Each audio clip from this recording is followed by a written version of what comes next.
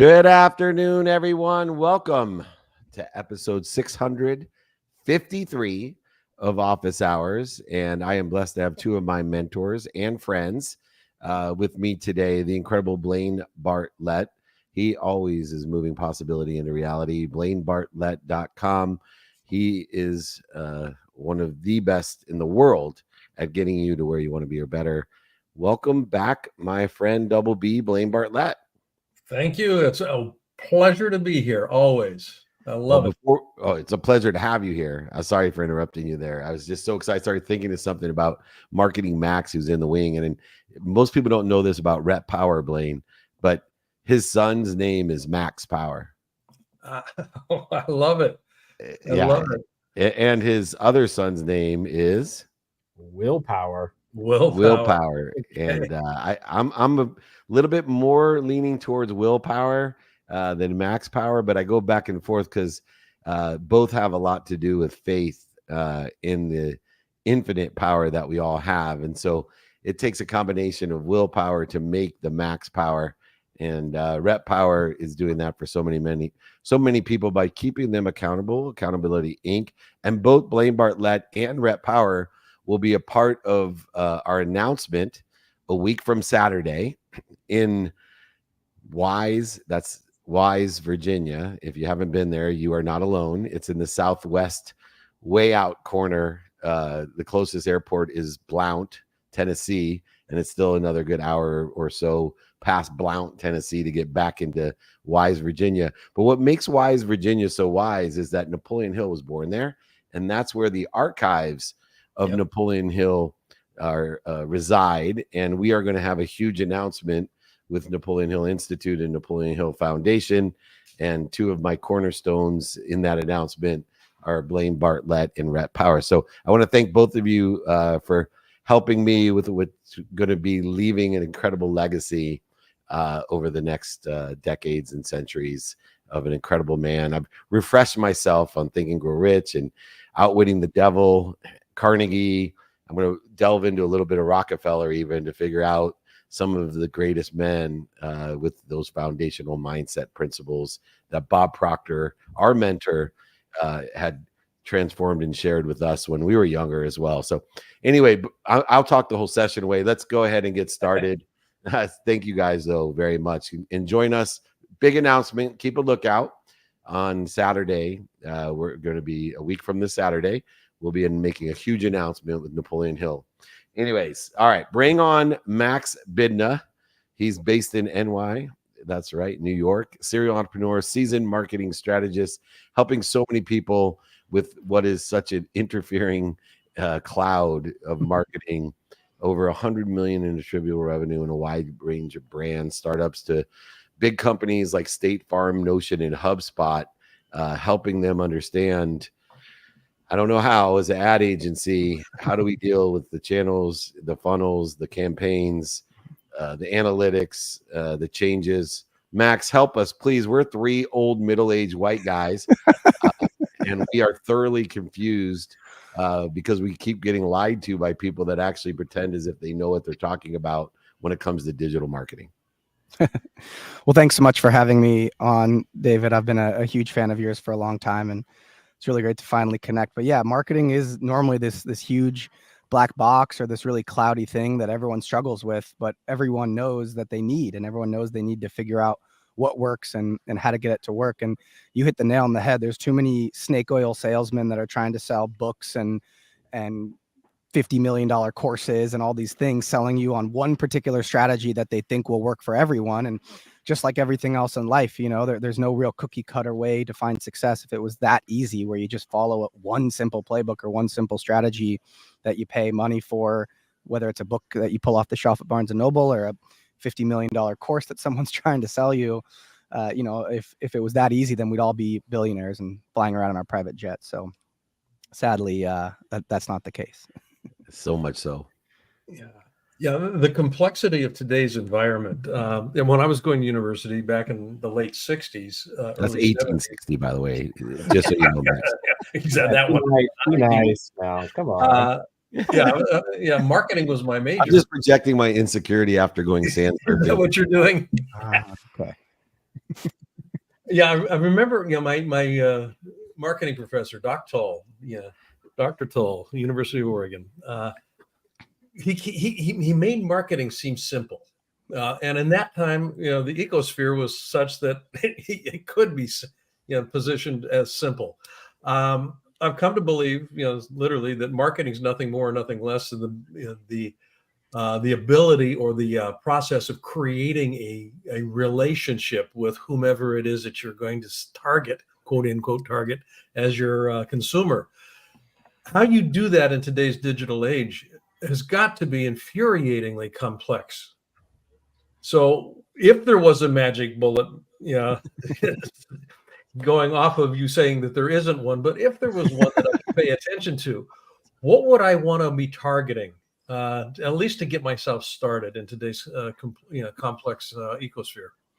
Yeah, well, I think you hit the nail on the head there. It really just comes down to building relationships with your core target customers. And I think a lot of the things that your marketing professor back in 1886 or whenever you, sorry, millennial here, but whatever he told you, I think a lot of things that he probably mentioned to you and tried to teach you and your whole class get lost in today's world.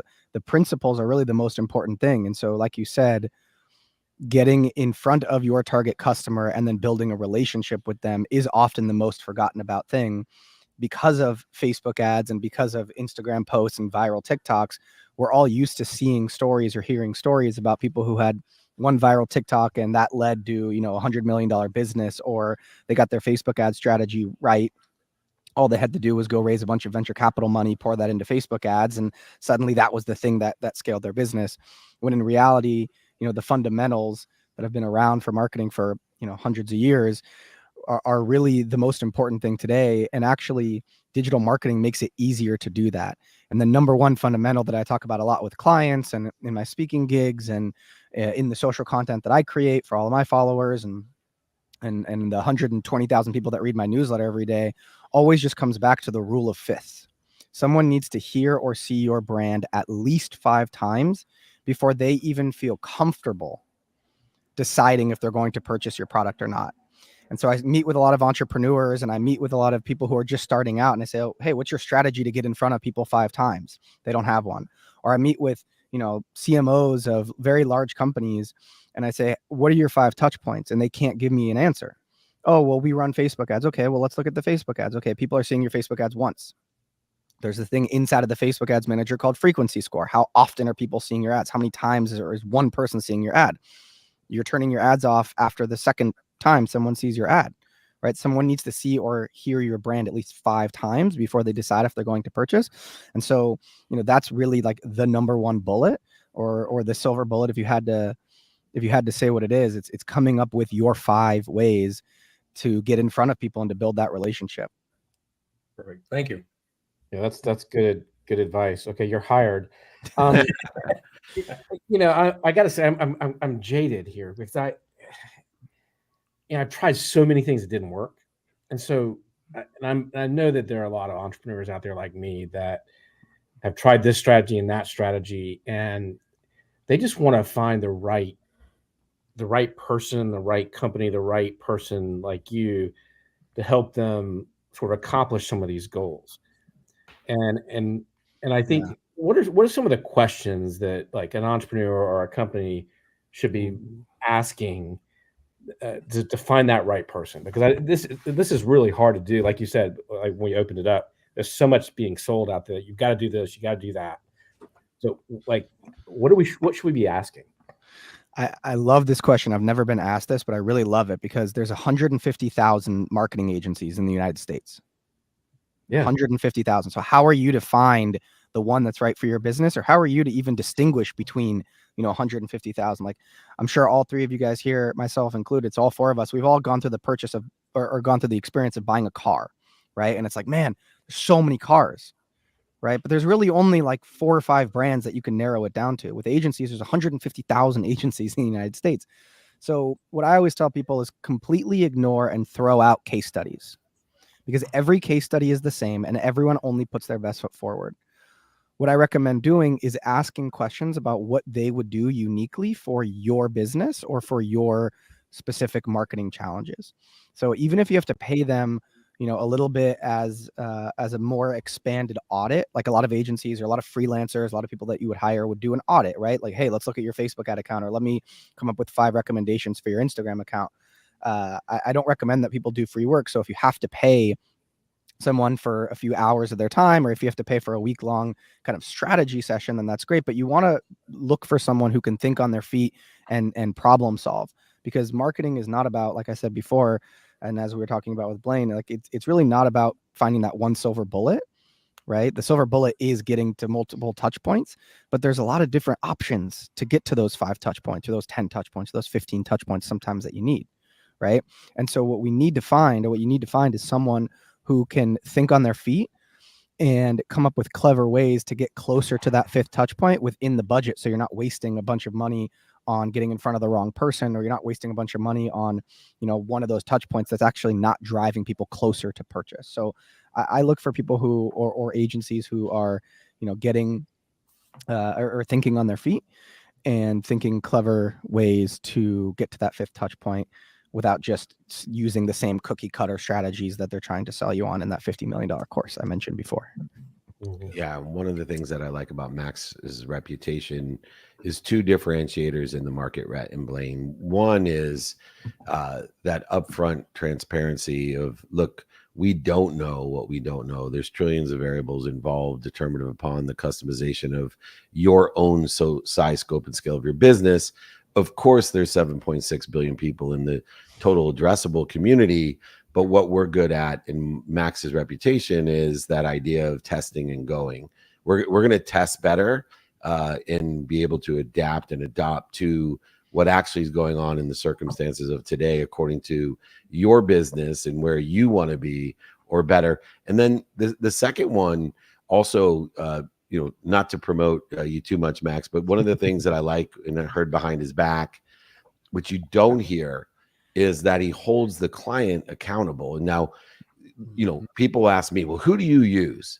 And I will say, it doesn't matter who I use, because I'm willing to do the work, right? I do an average of 12 interviews a day. I am in person. When I landed in Dubai yesterday, I had 4 private one-on-one coaching calls. I had a show, office hours, 6:52. And then I showed up to a VIP dinner with 100 people. That's after I landed from Dubai. And I think in order to be a successful marketing person, just like being a coach, and I know both of you know this, what's the most frustrating thing about what we do is when we want it more than the client wants it for themselves, and they're not willing to do the work. We know how to make it work. And so if you're looking for someone that can test and go, if you're looking for someone to hold you accountable and teach you what work you need to do to be successful, so you don't fall into the 149,950 bullshit companies and you find one of the real 50 out there that can make a difference, go to @marketingmax, especially if you're a middle-aged white dude like the 3 of us. He's extremely helpful. So Max, thanks for joining us. Thanks so much for having me on. Loved meeting you guys. Thanks, Max. We'll see you in New York. Have you back on the Solo Business Podcast. I'll reach out to you. Looking forward to it. Yeah. Thanks, guys. You got it. Well, the next guest is a neighbor of mine here in Ladera Ranch, and well known in our community, as well as even has worked with one of Lee Steinberg's. I was blessed to work with his dad, but he works with Patrick Mahomes as well. He is the celebrity cosmetic dentist in my neighborhood. He's local and he is here, and we're blessed to have him. Dr. Tyler Hales is in the house. Welcome. Hey, David. Thanks so much for having me today. Thank you so much. You are providing light to the world because we all know, at least the 3 of us know, how valuable a smile is and how it changes. One of the things I love about Kenya is, although one of the poorer countries, especially where we work, in the poorer places in a poorer country, they have billions of dollars of value, because I have never, still in my life, besides Nick Glazer, who works for me, the Kenya smile, man, you could make, if you could recreate the Kenya smile, the jumbo smile, they call it there, it would be worth millions. I'd love to have that type of smile that just lights up a room and lights up a country, regardless of its financial difficulties. I want to start there in the emotional aspect of a smile. I don't think a lot of people value how important it is and how easy it is and how healthy it is to smile, but you have to be confident in your smile, because if we're not, we are literally not liberated, and we are diminishing our joy and our energy if we don't have confidence in our smile. Yeah, 100%. I mean, that's why I do what I do. I love being able to really hear people's stories and really understand, where they're coming from. I think there's so much we can learn. And part of why I love kind of what you do is you get to hear people's stories on here, right? You get down to the deeper meaning of, their experience in their life, and you can learn that from anybody. And so for me, I get to do that in my career, and it just comes from listening to people, asking the right questions.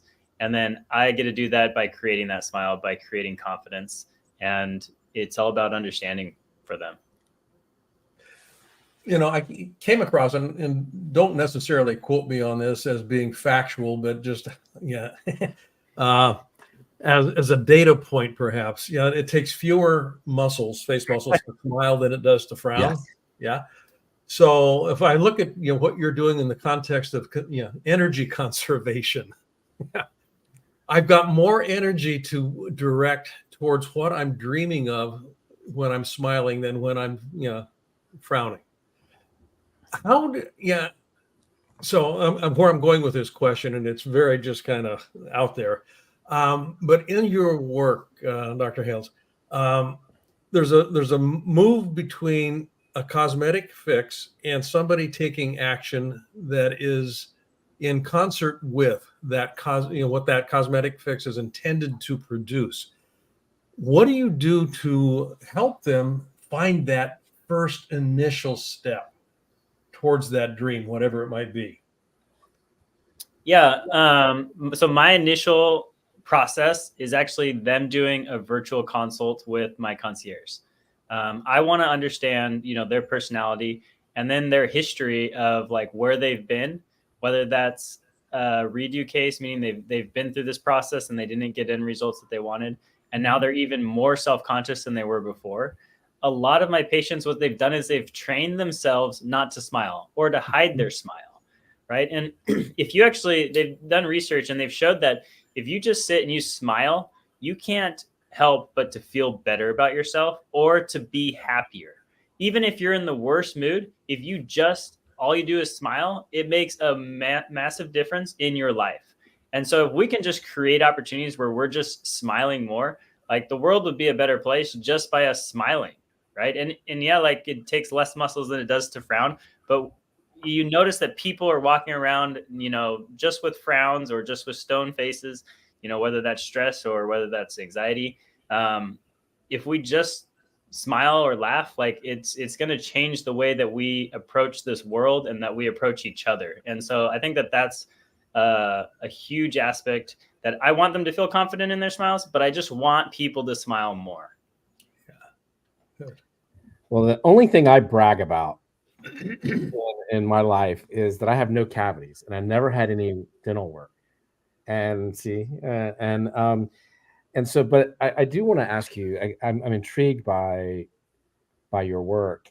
Is there a story that you can just share with us of somebody that saw that smile that like for the first time that they were like happy with, or that they were proud of, or that can you share a story like somebody's life that just turned around because of that that you remember, or that had a really impact on you?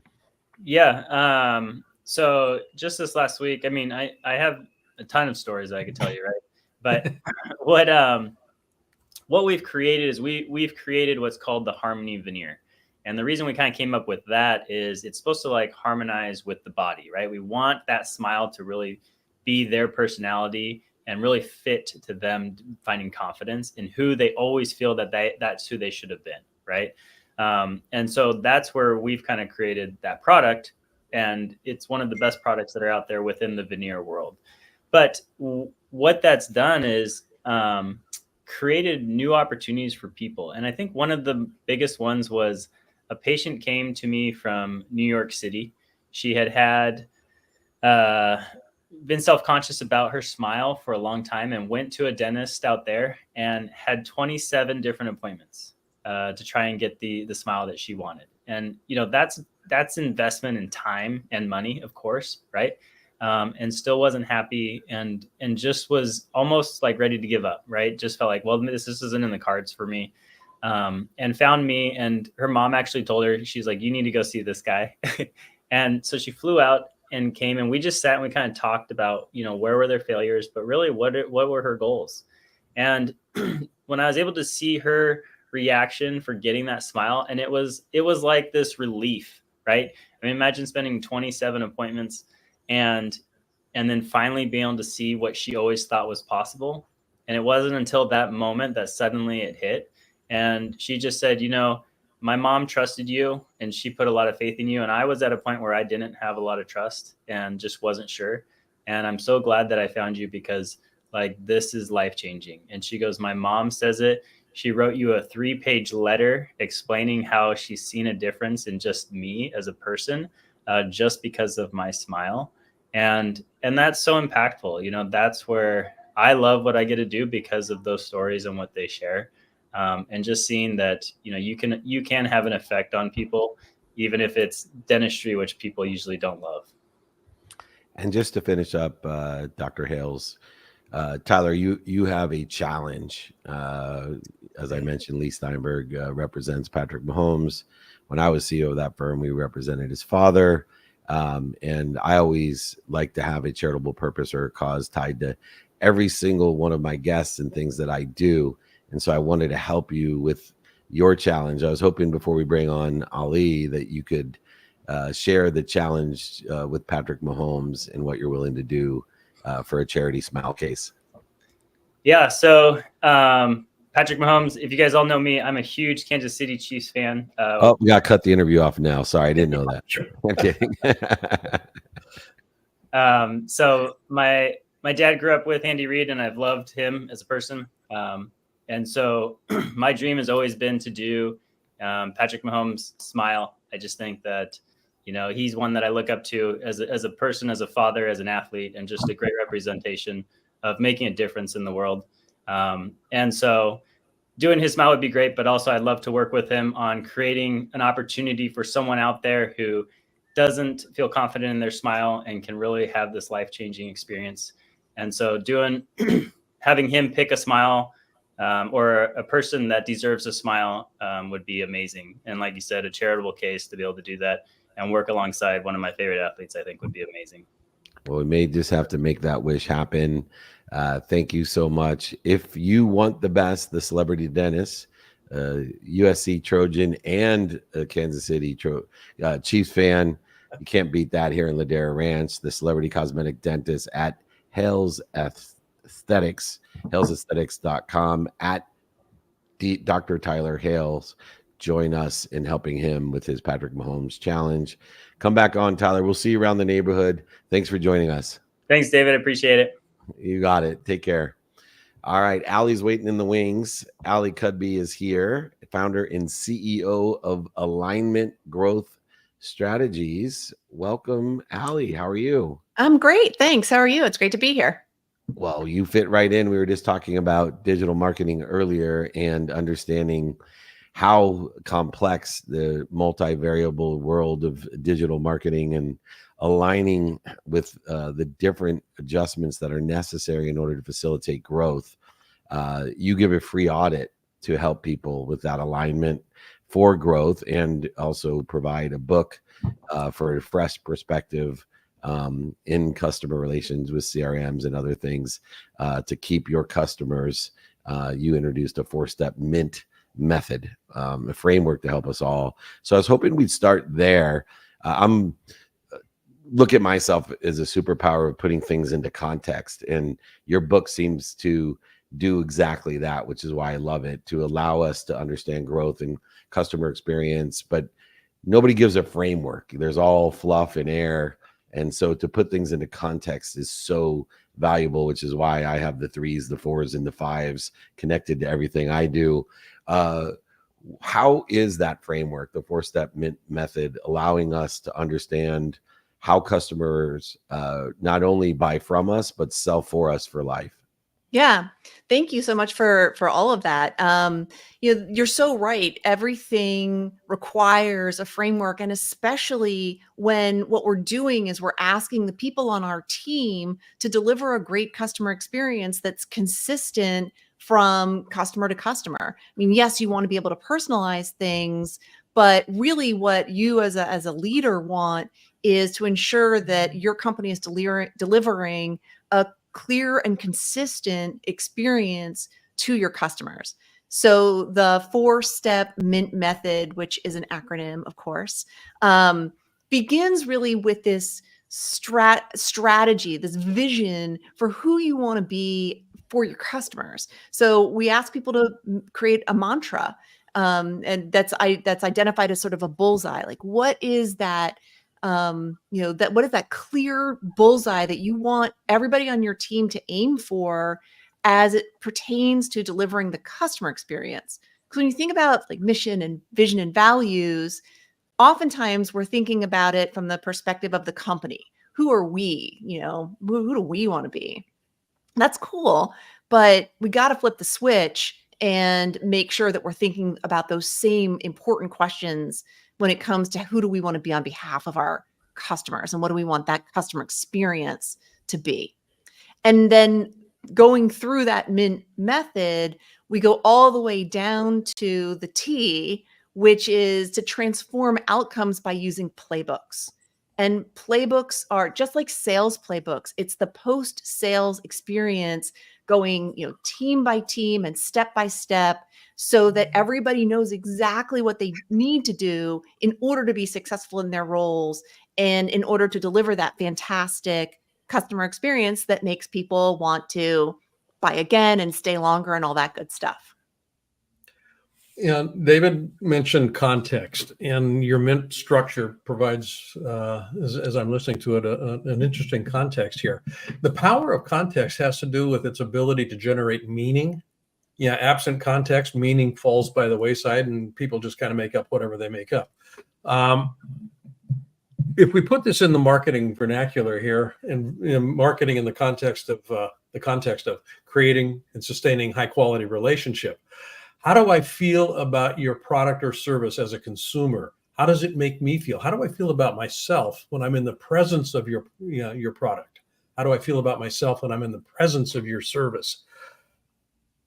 That leap to redefine that can be a tricky one to make.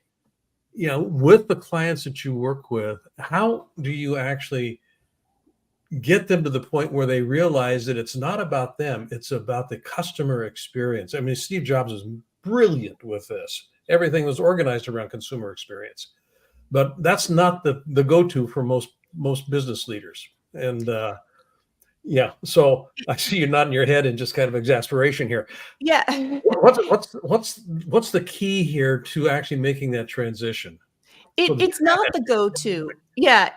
It's not the go-to for a lot of business leaders, and it is a core tenet of what I deliver. And the way that I talk about it is the balance between heart and smart, where heart is how do you make people feel seen, heard, and valued, and smart is the steps and the process and the tracking and metrics. And if what you want in this world is somebody who's just going to be all data all the time, there's lots of people that deliver that. I think that people come to me because this idea of making people feel valued resonates. But there's also a lot of science that supports the importance of exactly that. I mean, McKinsey, which is not exactly a company that's known for being, warm and fuzzy, they have a study that shows that 70% of a buying decision boils down to how people feel like they're being treated in the transaction. So, there's this, I don't know, I feel like sometimes there's this orientation toward like, oh, this is fuzzy, but it's actually not. It's actually just really good business.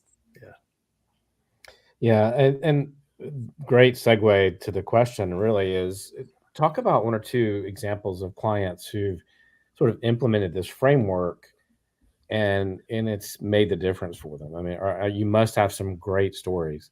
Yeah. So there is a very large medical services provider that is one of the bigger distributors of defibrillators in the United States, and they were looking to hone in on what their customer experience should be. Their competitive marketplace shifted a little bit, and they realized that after having been a leader in the market for a long time, they needed to be able to deliver a better customer experience.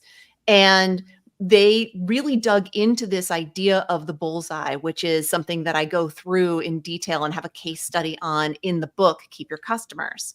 And this idea of a bullseye, having a mantra to align everybody in the company, was really foreign to them. I mean, it's a global company. They've got thousands and thousands of employees across the world. And we came up with this one all-encompassing statement that was rolled out to all of these, everybody in the company all across the world, whether they were on the manufacturing line or, all the way up to the executive offices. And what they talked about was how transformative it was. And that the fact that the people who didn't feel like they had ever, they weren't a part of the customer experience. Like they walked into this process sort of rolling their eyes and saying like, what is this thing? And they walked out feeling like, oh, I actually contribute to the customer experience. And what they found is that Yeah. internally it moved the needle in terms of their employee experience and how much they felt like they were engaged with the company and their customers. And it also had a lot of great benefits for the customers themselves in terms of retention numbers and also loyalty in general. So, better adhesion with training, better feelings about like the scores for technical support went up because the technical support guys felt more aligned, but also the way that it translated into the actual support improved. And they made a lot of really great internal shifts that moved the needle for them. So that's just one.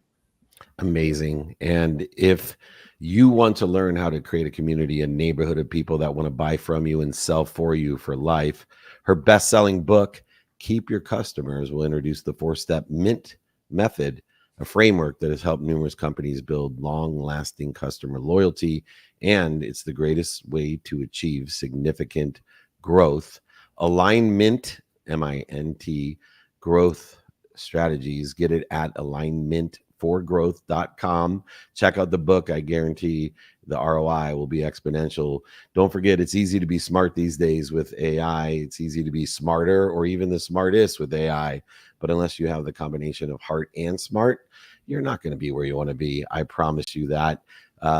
Ali, thanks for joining us. Please join us again. Incredible. Cannot wait to learn more about building our community of people as well. Ali Cudby, you are a blessing to Office Hours. Thanks for joining us. Thank you so much. A pleasure to be here. I'd love to come back. We'd love to have you. Thank you. Check out the book. It's sold everywhere. All right. This guy I admire. I'm friends with his trusted business partner, and he has an anniversary coming up. Griff O'Brien is in the house on episode 653 of Office Hours, CEO and co-founder of Estate Media. Happy anniversary to you and Estate Media, my friend. How are you? Thank you. It's good to see you. I'm happy to be here. Well, you deal with a lot of television personalities, so you and I have shared the headaches, heartaches, and ulcers that are created by creators in sports agentry or TV personalities. But now you have to combine real estate creators as TV personalities, and your combined audience is over 30 million people. Your co-founder, who's also a friend of mine, is one of my favorite people because he represents the common denominator of all successful people. We've done 653 episodes of this with an average of 3.5 interviews each time, but I also have 1,960 of the podcast, The Playbook, and all the other shows that we do. So we have millions of people between the two of us but all of the greats have a desire. They're PODs. They're people of desire, a desire that they must be what they can be. And although your friend Josh Flagg and my friend Josh Flagg can be eccentric, what I love the most about him, that was a little guilty smile there.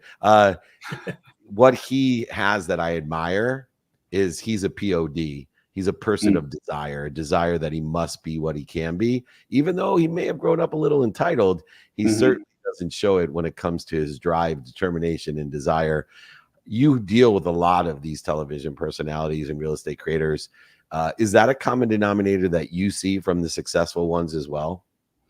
I think so, right? I mean, Josh, obviously, as you mentioned, right, certainly had an upbringing that many of us do not, right? But he is one of the hardest workers still, right? And perhaps doesn't need to be. And I think that, look, in luxury real estate markets, many people who have risen to the top, right? I would say perhaps half of them were born in that area, right? And they have leveraged their parents' network, their grandparents' network to get their start. Now, we also work with, you know, a ton of personalities. James Harris and David Parnes are a great example. Two guys who moved from London, right, 15 years ago, did not know a single person in Los Angeles, and are now the number 2 team, right, in Los Angeles in terms of total sales in 2024. So I think all of those people in that type of business, right, they have to be in some ways eccentric, right? It's a difficult business. It's a relationship-driven business where you are largely dealing with very high net worth individuals. And so I think all of them fit that, right? And to be able to make it in that cutthroat of a business, I think you have to. And everyone we work with, I think you captured it perfectly, right, has that edge.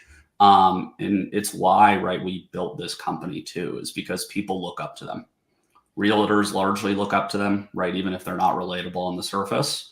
But building that, right, degree of success, right, building that kind of image around them is critical to their success, both in terms of getting clients and then moving into media, right, and moving into course sales and moving into community building. So totally, I've seen that with everyone we work with. But they all need people like you and I that are quote unquote more normal, right? I think so. I think so. Certainly in the roles I'm that we're in. myself as normal. Don't say anything, Blaine. I know I've been picking on you. I'm biting my tongue here. Don't bleed. He's bleeding down his throat anyway. You have to remove the ego. That's certainly something that's important. And with whom you deal, removing the ego is almost a Sisyphean challenge. Just rolling a big rock up a hill here. The idea of creating, and this is what estate media is, you know, you're an entertainment platform for the real estate industry. That's, I mean, just put those words together, an entertainment platform for the real estate industry. There's an oil and water component here that kind of comes into play.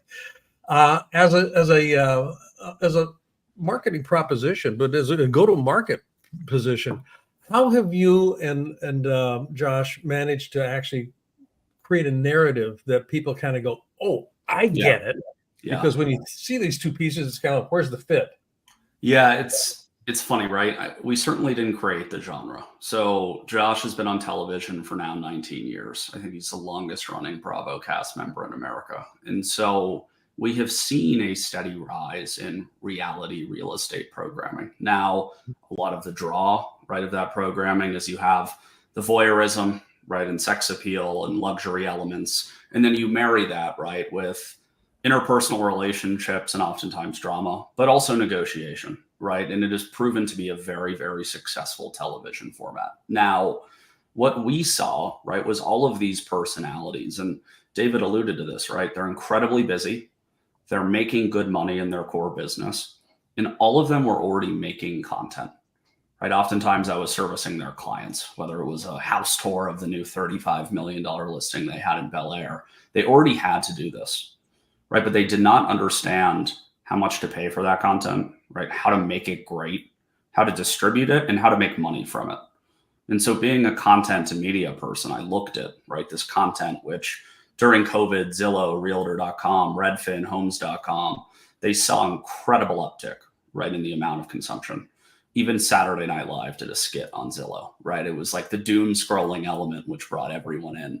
And so there was consumer interest, realtor interest, and this also happened at a time in COVID where every major leader of brokerages, right, whether it was Keller Williams, Coldwell Banker, Douglas Elliman, was telling agents they had to be content creators, right? The Instagram account in some ways is the new park bench, right, where a realtor has an ad. And that's where someone goes to see what you've done, right, who you are, and if they think you'd be a fit. And so we had this, what I would say, kind of convergence of broad interest, right, in the community, especially with COVID that accelerated it. You have every agent in America who knows they have to create content, but the incentives weren't really aligned, right? For a Josh or a Tracy Tudor to step out and spend hours a week creating content with no monetary return, that was difficult to justify. And so we saw an opportunity to take, right, the most influential people in real estate, and we use the word trusted and loved, right? So they have social scale, people know them, people admire them, but they also sell real estate, right? And as a B2B company, the moment we take just a television personality who doesn't sell, we lose our credibility. But what we found is that these people want to make content. They want to build their reputations. They want to create a life post being a real estate agent, right? Because it is a brutal 24/7 job. But again, there was not an opportunity to do that. And so we stepped in, we said, hey, let's make content with them, right? We understand distribution and audience growth, and we understand monetization. Today being advertisers, right? Who want to reach realtors, they want to reach people who are interested in real estate. And so that was kind of how the brand and thesis came together. Now, explaining it, right, to people not in the industry is still difficult, right? It's like, hey, some people don't know that realtors make content, right? A lot of people have never seen these shows. And so I think we have, not just in real estate, but B2B creators, right? Whether it's dentists, dermatologists, lawyers, right? Who have become big name talent and creators who essentially say, hey, I'm going to make content to fuel my core business, right? And that's really what we hit on in the trend that we've capitalized on. But bringing it to market, right, for us was, let's assemble 15 of the biggest names in the industry, create content with them that's both educational and entertaining, and just go live. Yeah. Right. And so what we've been able to do, we've built an audience of 375,000 organically ourselves in the first year. And it's really been built around these individuals, right, who the industry looks up to. We have about 70% of our audience are residential real estate agents. And through time, right, with our editorial and our creative and the brand, people have known to trust us, right, and come to us for interesting content. So that was a long-winded way of, kind of good. how we started it, right? What I saw in the market, but also how we did come to market, right? Because it's hard for a new brand to just launch, right? And so we very much took a personality-driven approach to that, which was our organic growth hack.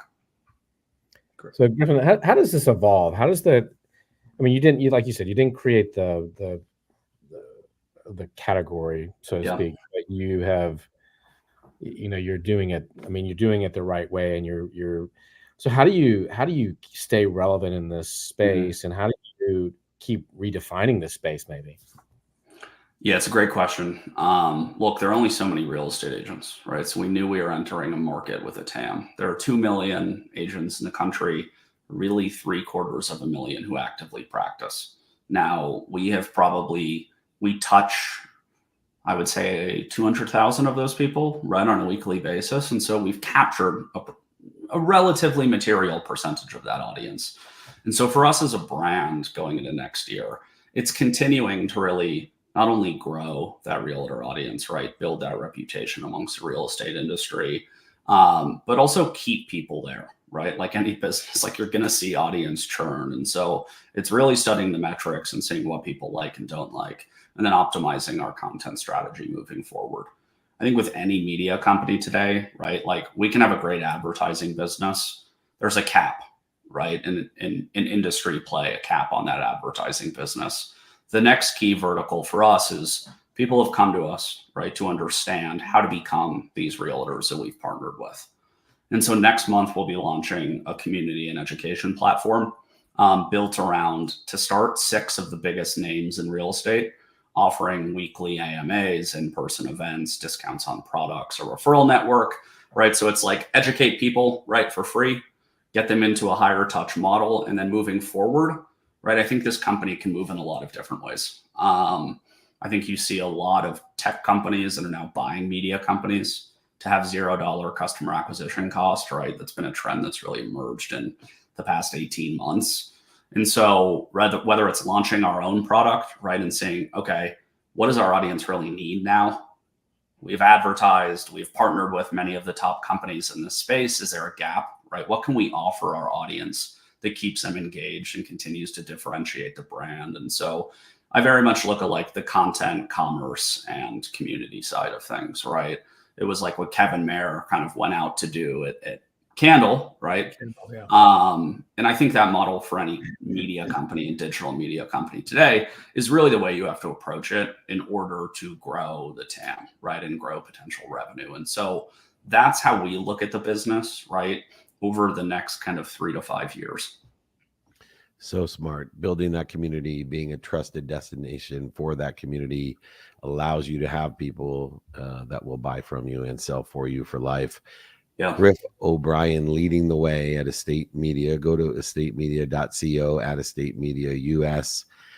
He gets it when it comes to content, especially in that influencer real estate space. There's no one better, working with the biggest and the best. Say hi to Josh for me. I will. Griff, come by SoFi, join us there. We got a bunch of people to introduce you to, elevate the awareness and the content. We appreciate you coming on and look forward to seeing you soon. Yeah, thank you for having me. I really appreciate it, guys. God bless you, man. Take care. Bye, guys. Thank you. Bye. All right. It's my favorite time of Office Hours, episode 653, and it's the takeaway of the day. Everyone should capture some sort of lesson with some type of story. Blaine Bartlett, what was your takeaway of the day? I'm gonna, just crib something from Ali. Heart and smart. Yeah, I like that too. It's everybody that we deal with is smart. I mean, they wouldn't be where they are unless they had some mental acuity. So what's missing oftentimes is being vulnerable enough to connect with a heart, and that is kind of a two-way street. So if we look at it in terms of building my business, there's got to be heart in it. There's got to be heart in it, for my employees, but more importantly, perhaps, is my relationship with my consumer base as well. Is there a heart there? How do they feel about themselves?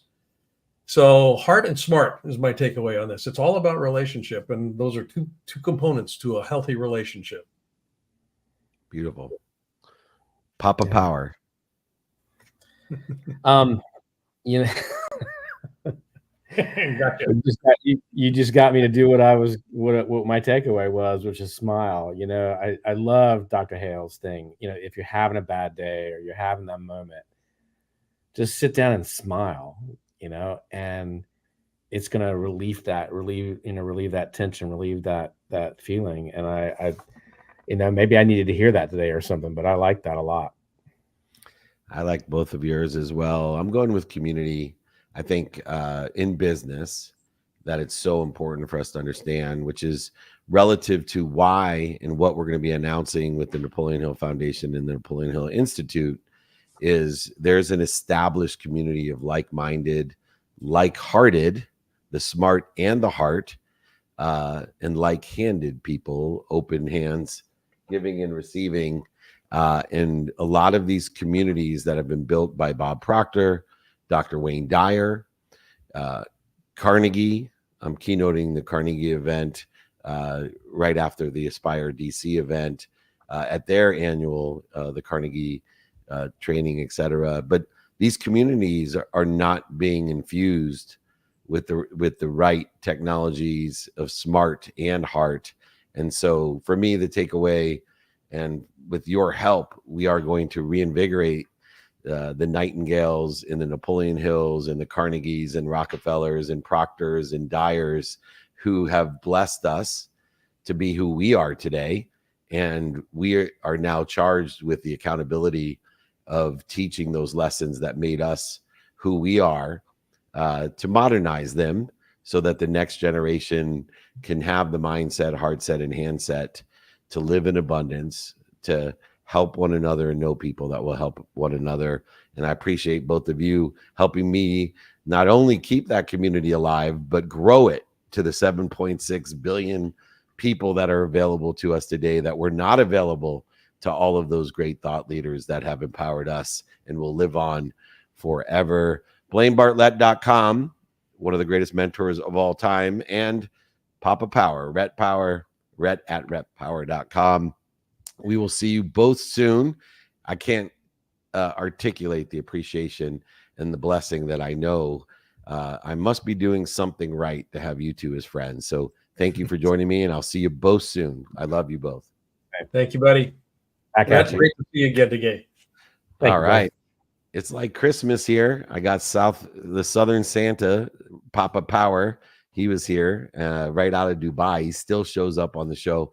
And Blaine Bartlett from the island with Gilligan out there in Woodby Island, always here, keeping warm with that Christmas sweater. So welcome to the early Christmas edition of Office Hours, episode 653. We're going to be in Las Vegas tomorrow and Saturday. Then we got Chicago, David Goggins, Jesse Itzler, myself. We're going to be rocking and rolling in the middle of the country. Come and join us at the Aspire Tour and Aspire Dinner, and then back to Orange County in LA for masterminds, VIP dinners, meetups, holding court, speeches. That's what we do every single day. Come and see us. And then the big announcement, Wise, Virginia. There it is. Napoleon Hill Archives, Blaine Bartlett, myself, Rhett Powers. We got something big, something really big to share with everyone. Come and join us. Awesome. Anyway, you can reach me, David at dmeltzer.com. Email me. I answer them directly. Or if you want to be alerted to all the cities that we're in, 949-298-2905. Get notified where we're going to be, when we're going to be there, so you can join us in person. As always, I'll sign a book, send it to you, pay for shipping and the book, no problem. Remember, most importantly, be more interested than interesting. Be kind to your future self and do good deeds. We'll see you later. Have a great day.